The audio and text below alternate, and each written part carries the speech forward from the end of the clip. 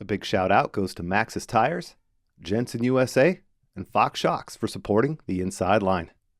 Welcome, mountain bikers. Spomo, what's happening? The GOAT, the GOATiest. Dude, I know you don't have a lot of time, so No, we'll it's cruise all through good this. actually. But I'm pretty good now. I canceled Okay. everything for you. That's what I like to hear. Thanks. I don't believe it, but thanks anyway. I did. We rescheduled. We rescheduled something for tomorrow that was in 25 minutes time. So it's all Okay. Yeah. Awesome, dude. Well, thanks for making time for me and for Vital and all that. I'm feel honored to have you on. So Hey, talk thanks. about the big news, dude. 16 Yeah. years with the syndicate, and now you're with Norco. Kind of a biggie. Yeah. You hanging in. Like I'm curious. Like I have things written down, and knowing that we have a little bit more time, that's cool. But I want to get right into it because I think you and I both know that people look at pictures more than they read. And some of the first things I noticed in those press release photos were that you're looking at a bike, you're riding a bike that had RockShox stuff on it, but you also are on a bike with Fox stuff on it.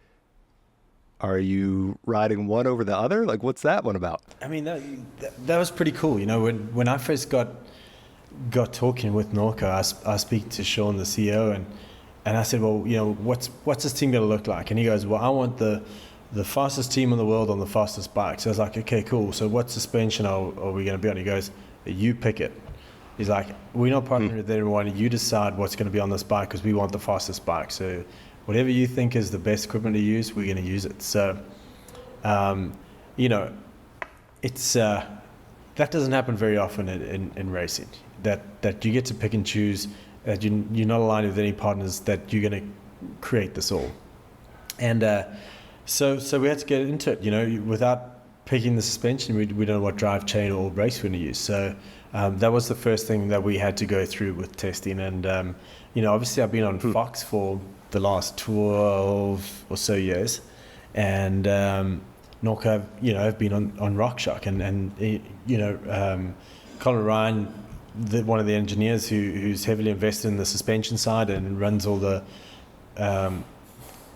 suspension data and everything that Norco have. I mean, that's incredible. They've got a whole suspension setup with dynos and all kinds of stuff and tons of data. I mean, Colin heads up all of that. So, they worked quite closely with RockShox. So I had to give it a go to really choose the best direction, which I think is the best direction. And man, I was super impressed that it came down to a few things, and that was just really the handling of it and what I felt more comfortable and what I felt was better handling. So it was super cool, and to be able to go and test and then choose the product we're going to ride with, that's really unique in downhill racing. So it's and that's really the whole culture around this team is performance and racing. So I'm really excited, man. I was really lucky to end up and fortunate to end up in a place I am.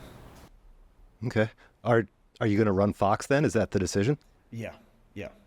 Okay, cool. Are there any other sponsor differences, for you this year besides, Norco frame? Is there anything else that goes along with this? Yeah, no, it's been really late. I mean, the season only ended in the middle of October, and everything kind of happened towards the end of October, going into November, and then we got we got sold with the team and setting up the team structure, and so everything's been really late. It's really been pushed. So not everything has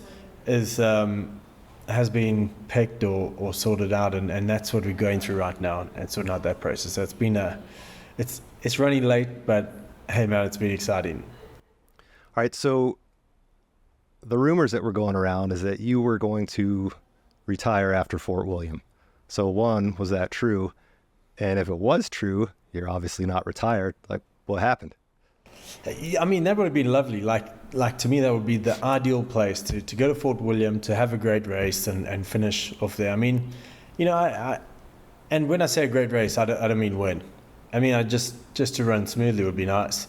But we got into the season, and I recovered from my neck injury pretty well, and then we got into January, and then I had to have this operation on my wrist to fix my thumb, which sprang up at the end of January, and got into the season. And then, I was just really struggling. We had a few things we were trying to sort out with the bike and fix and get on top of. And, Fort William was in the middle of the year and we were kind of rushing into that. And, I kind of said to the guys, I've put a lot of focus on retiring after Fort William and calling it quits. But I think right now we just need to go and have a good race.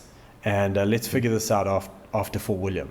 And guys are like, yeah, just focus on racing. So that was cool. And got to Fort William, and practice and training went pretty good, and I felt really good. I had a massive crash though the morning of the race, but I managed to kind of put everything behind me, get prepared for this World Championship. And I got up to the start, and I stood in the start hut waiting with no bike. And when my bike was ready at about 20-30 seconds before the start was passed to me, and I was just standing looking down the track going, okay, cool, let me just focus on the track. Bike's going to come. I'm sure it's going to be ready in time. And it was, but 30 seconds before the start's not quite a comfortable start, not a start where you're focusing on racing, right? And so it just, I try to push hard. I try to get into it. And then, just down the bottom had an issue, and it just put a lot of force into the rear wheel and blew the tire off the rim, and that was my World Championship. So, I was pretty bummed. I felt like there could have been better preparation going into that event. So that's just, that's how I wanted to retire. And then I was just I wanted to push through on the season and really make something of it. I felt like it was just such a tough season, for me, just not a lot going my way. And just an immense pressure and stress. And so when I got to the end of the season, I was just there's not really a way to end it in my career. It's having this super stressful season. We had good times and there's some fun, but as a whole season as a whole, there wasn't a lot of fun. There was just an immense amount of stress. And and that's where I was like, well, I actually need to go back and finish off racing and just at least have a good year and see it out, not under so much strain, and enjoy it. I've raced because I've enjoyed racing, and to finish a career where you go well, that's the way I ended it. That's what my last memories of racing are, just super stressed out. It's not ideal. So. And then that's where, I wanted to go back and race. So I think it's fair to say, and it might be the same for you and for the people over there, but it still seems crazy to think that you're on Norco. Did you try to work stuff out with Santa Cruz? What led you to Norco? Yeah, for sure. We tried, and it just really caught me by surprise. And, you just got to keep moving forward, I guess. And suddenly I had this opportunity, and it arose. Gwen van Lingen, who heads up the marketing at Norco. I worked for many years with her at Oakley. Gwen was the VP of marketing there, and another fellow South African, funny enough. And I was just chatting through some things with her. I like her way of thinking and breaking things down, and I was just going through just having a chat with her about it all and trying to figure out my future. And she said, well, what about Norco? Why don't you come over here? We'll celebrate you. And I was like, well, I don't really know much about it, to be honest. And so then she introduced me to this gang of engineers. These guys are incredible. It's what I found super impressive is the bike industry loses the best engineers to the motor industry. They always get poached. You see these great engineers come up through companies, and then all of a sudden they poach and they're offered to all different companies, motor industry. And, the David Cox, the head of Norco engineering, comes from the motor industry. He comes from McLaren Automotive. So somehow they've lured in this great crew of engineers. So he leads a charge. You've got Colin Ryan, who heads up a whole suspension development center, who dynos and all different types of suspension. He goes as far as writing code for all the data that gets, all the telemetry off the bike. So, he's pulling off stuff that he wants to see perform in the bike and see how it performs and how it feels. So, I mean, that was super interesting. And then, you've got Adrian Ward, he's like, he was like 7 years in Formula One. I mean, there's a lot of experience from the automotive, not only like development of cars, but then also into racing. And that to me was super impressive, seeing this crew of engineers and going like, how do I not know? I've been in the industry for quite some time. How did I not know that Norco had this powerhouse group of engineers behind it? I mean, did you know that? I didn't know it was that big, but and this is kind of one of the questions is they seem like they're not afraid to experiment with bike development. Like they had that crazy mule a couple years ago that had like 500 different settings on it. They could put shocks, headsets, bottom brackets, whatever, all over the place. And so I didn't realize it was that deep. But it sounds like that's obviously a huge piece of the equation for you. Yeah. I mean, when you look at it, what they've made, that the prototype downhill bike, I mean, that's an absolute race machine. I mean, that's any racer's dream bike. The fact that you can adjust and independently adjust the head angle without adjusting any other part of the bike, to be able to adjust the shock rate to make it more progressive or more linear. You can adjust that independently from anything else on the bike. So instead of going like, let's find the best of both worlds and we can like adjust the shock rate, but you can have a slacker head angle or something else. Each part of this bike is adjustable independently, and that's I don't know of many bikes that have that capability. If I want to try and and I've been playing with this idler a little bit because that's new to me, right? Mm-hmm. And not all bikes with idlers are the same. I mean, or however bike, it's they're all different, and that that's something I didn't really know. So that idling position is super important to many things, how the bike reacts, how the bike feels. So there's so many parts of this bike that you can tune independently, and that's really impressive. And I guess that's what gave me a lot of confidence to go on the bike, going, well, I can actually make this bike my own regardless. I can adjust the shock rate without tuning anything else. I can then move to the bottom bracket height and adjust that, or the head angle and just adjust that. So that's really unique. Not many bikes, and I actually don't know of one that you can adjust all these different parts of it independently. I got a couple questions regarding all this stuff. Like you know, historically, like you're kind of the perpetual puzzler, like always tweaking, always looking for an advantage. Do you think that with the access to this bike and so many things that you can do to it, are you hoping to find a baseline setting and stick with it and tweak a little bit as you go on, or do you think you're going to be doing kind of significant changes throughout the whole season?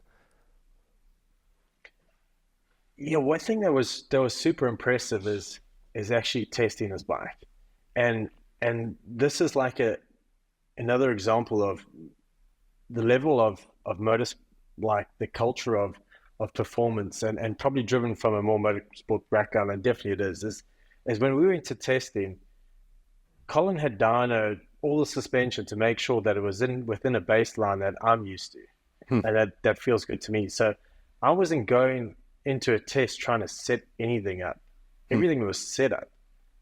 From the bike, they'd figured out what they feel would be a great baseline for me to ride straight away. So, they dynoed all this suspension to make sure that it was on a baseline that I'm used to.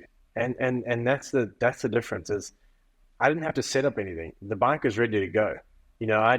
On the first day, I did 5 runs and was up to pace on this whole new bike.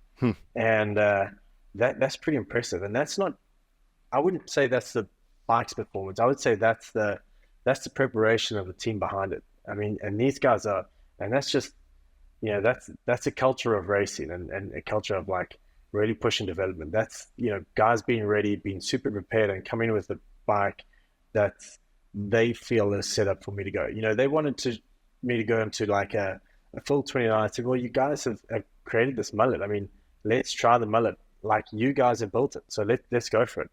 You've always got some experience with it, and that's what you believe. So I've got to follow that too and see if it works or not. So these guys are prepared, and that's super impressive for me. Go to a test session where the bike's already at a baseline and you just need to tweak it to make it faster. That's impressive. Yeah, that's super interesting. Did you try a mullet then? Oh yeah, that's the only one I've ridden. So Okay. They're going to be making me a 29 as well, and we're going to go back to testing and see which is better, because we want the fastest bike. So if mullet's where it is, then it's a mullet. If it's 29, then it's 29. So it's super cool. We're going through all this process. We've just ticked the box, one of many boxes of suspension, and that's the direction we're going there. And the rest is all like an open page to really dig deep and build the fastest bike. Dude, that's cool. So when you and I talked last year, you'd mentioned that you were on a V10 high pivot prototype. Like, you tried that out and you thought like, yeah, it had some good characteristics, but it really exhausted you by the end of the run. How does this bike differ? Because it's a high pivot, right? Yeah, so I had to actually ask Colin to explain it a bit to me, because I felt it was super interesting that some of the characteristics that I didn't notice on this bike.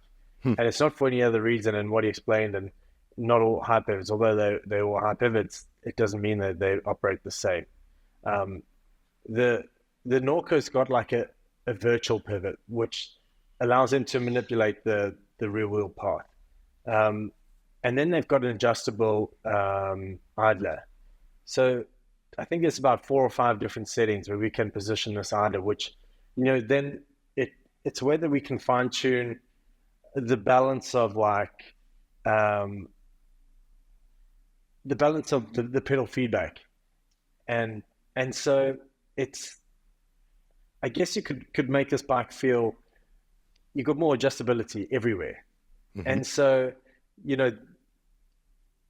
within the 4 settings, we've tried some different settings and settings where I'd possibly feel more feedback through the pedals and where I wouldn't. But again, they came in with a setting that gave me confidence. It made me feel somewhat at home. I didn't feel like, and I was ready for it. I mean, I was ready to have this experience where I was going, wow, this bike feels so different. And man, they did a great job of putting me in a great, comfortable position to start it off. And then we worked from there. We worked through all these different settings so that I could understand the feeling and see where I needed to be. Was your goal to make it feel like your V10? Like, have you adjusted your riding style, or is it? I mean, you said you feel at home on it, but what's different? It's so funny, Sean. I stand real tall on the bike, so although the front center's a bit shorter, and obviously for my race bike, they're gonna make a bike a little bit bigger. I rode the biggest bike they had, and the front center is quite a bit shorter, but the bottom bracket to top of head tube is actually relatively the same, which means the bike's like more compact but taller. So I stand a lot taller on the bike. So my biggest struggle is trying to get those handlebars higher and higher and higher. And but on this, on like my regular headset settings, fork settings, and crown to handlebar settings, I felt like the bike was pretty high, and I was like, I could actually run it quite a bit lower. So for me, trying to get that front end to stand a bit taller, and it's a tough one when you've got such lanky, long legs.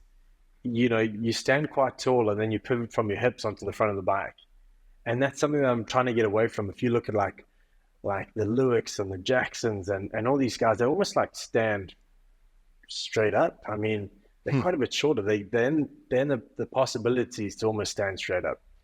And I'm the exact opposite. Where all my weight's leaning forward. So whenever the track turns down, I'm like really trying to hang off the back to get my weight further back. So Yeah. this bike, I feel like it stands taller, which is something that I've been trying to do for years, is stand a bit taller, which I'm pretty lucky about. I mean, there wasn't anything I did to do that. So that made it quite comfortable.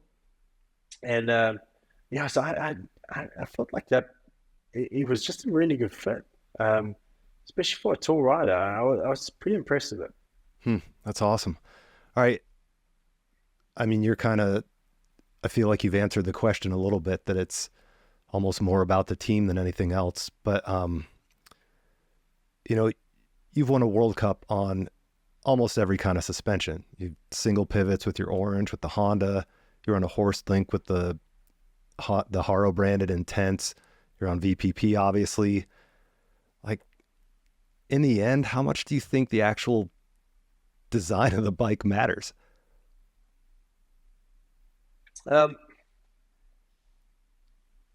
Yeah, bike design does matter, for sure it does. You've got to be able to feel comfortable on the bike to be able to win on the bike. Um, you can manipulate a lot. Like suspension's really good these days. I mean, you can use a suspension to manipulate a lot on the bike, but um, I think when you've got a great bike and great suspension, it has to make such a difference. Um, but you know, again, it's also up to the rider. The rider's got to put it together in that race, so he's got to feel comfortable, and things around him really need to work well. Um, and so there again, that's like a big emphasis on this program is more the team. You know, making sure that this team is ready, and it's got like a driving culture of race. Um, you know, from engineering through to the race department, you know, everything is focused on building the fastest team in the world, and that's really cool. I mean, down the line, it's, you know, we got two really great riders. You know, Lucas Cruz and Gracie. I mean, Yeah. they're brilliant riders. There'll be nothing more rewarding than building this platform to see these two really excel, and I think they can totally. I think it's we've got some great staff in place to support them and help them, and we're going to structure it to really try and increase that like trackside performance and really direct that to the riders, so the riders have everything they can to just focus on racing and being the fastest racer they can. Yeah, with Gracie and Lucas on there, super cool. And then the press release mentions the Source, which is a Norco junior development team. Are you involved with that at all?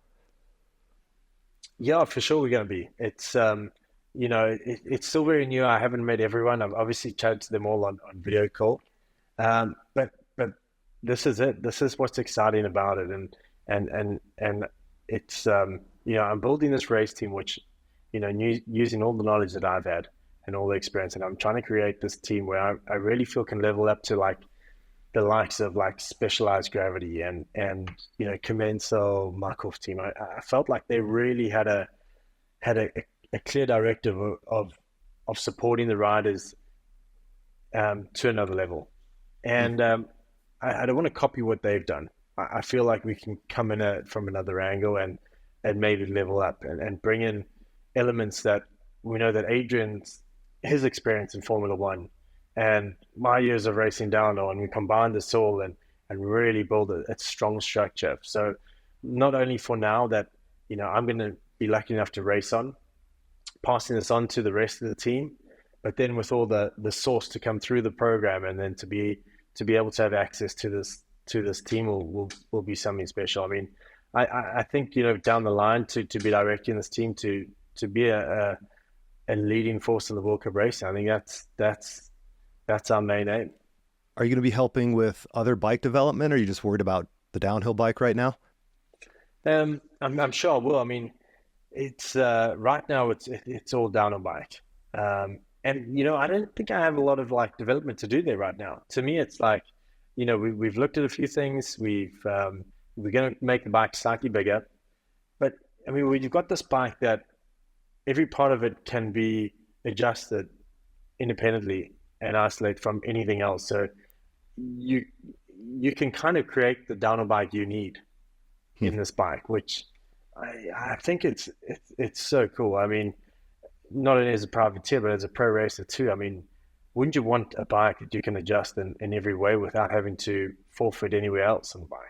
You know, because normally it's a compromise. Normally you're going to adjust your head angle, and then your bottom brake's going to be too low or something. You're going to have a pro and a con somewhere else. But yeah, you can just go, well, I need to adjust the head angle and only the head angle, and that can be done. Or I want to adjust the shock rate and I need it more progressive because like a flatter track or whatever it is. And we can end up ability to do that without adjusting anything else on the bike. That's cool. So no, I don't know how much more I'm going to be able to develop straight away, but man, with these guys, I think we can get creative. I think it's going to be a lot of fun. Cool.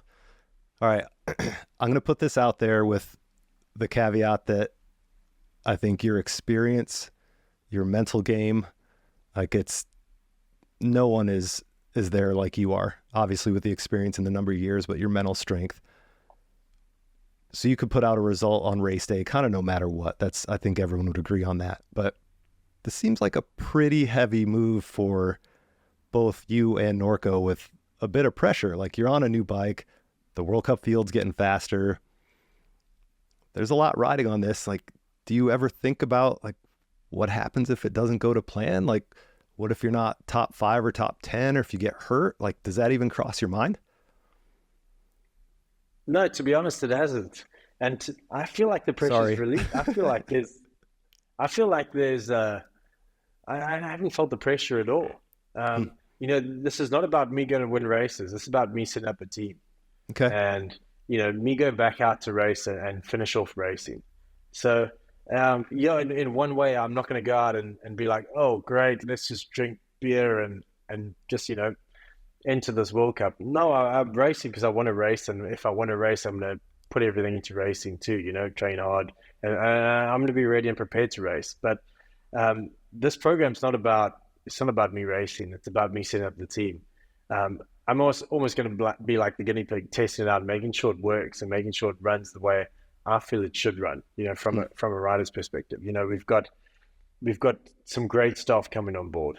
And they're going to be super supportive of the riders. You know, like for team manager, we've got Alan Milway joining the team. I mean, Alan was right next to Rachel the whole way through her career, and I'm sure he was a big part of Rachel's success. So for Gracie, I mean, to have Alan Milway and all the experience he's had through the years, for him to be leading the team as team manager, that's going to help her immensely. I mean, it's going to be incredible.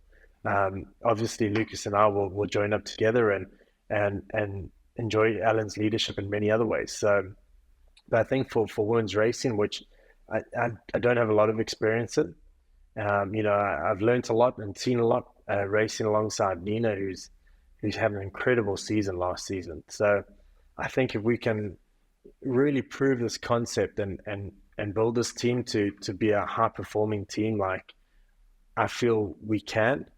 I mean, I really think it's going to push a long way. So yeah, this is not about, there's no pressure on me to go out and win races, but there's pressure to build this team to be the number one team in the world, and that's something that I want as well. So it's exciting. You know, we're definitely gonna be looking for riders. We're definitely gonna be trying to bring up riders through the source. So this is such a great opportunity. I mean, I'm pretty excited. It's, you know, you can develop like in so many ways. You can have this, you know, race for so many years, and when you leave racing, have no one to pass it on to. And I've never had this opportunity to pass on all this race knowledge to someone else. You know, yeah, I've had teammates, and it's really tricky an environment when you're both riders and you both position as riders. But my position now is to direct this team, and that allows me to really focus on passing on all the knowledge into the team, setting up the team structure, making sure that the performance, from the physical performance to the technical performance of the bike to trackside, that we really pushing the boundaries on every aspect of it to squeeze every bit of racing and time we can out of the racetrack. So yeah, it's really cool. I'm honestly really excited about it. Yeah, that's cool. That sounds awesome. Are you able to say how long you've signed your contract for? Is that? Yeah, I'm going to go on a 3 year. I think it's, 1 year. I'm definitely racing for a year, For sure. and I've got no pressure. I mean, they said if I want to race another year and I feel like racing another year, I can. I really wanted to retire last season, but when you're not having fun and there's just it's just like a hot cooking pot. The pressure was immense. The stress was just next level. It's just not a way to finish a career. I really enjoyed racing. I think that's what kept me in the game for so long is just enjoying the industry and racing and I want to be back to that. So yeah, I'm going to sign off another year and see how it goes. And if I want to do a second year of racing, then we can. But I think that's highly unlikely, to be honest. But the plan is to keep directing this team and to keep pushing this team into the future. Cool. Do you have any personal race goals for 24, or is it just kind of race and see what happens? Well, when you enter a race, you got to win, right? Yep. So there's no point entering if you don't think you can win. So I really feel like, and it's funny. I was actually texting Rob RockShox, and he's such a race fan, and if you like every move is like, how's the new bike? And I was like, yeah, I've just got to the test track. Let me know what the first run's like. What is this like? What is that? It's like, can you calm down? I'm like, need to focus here. And I remember I'd done 5 runs.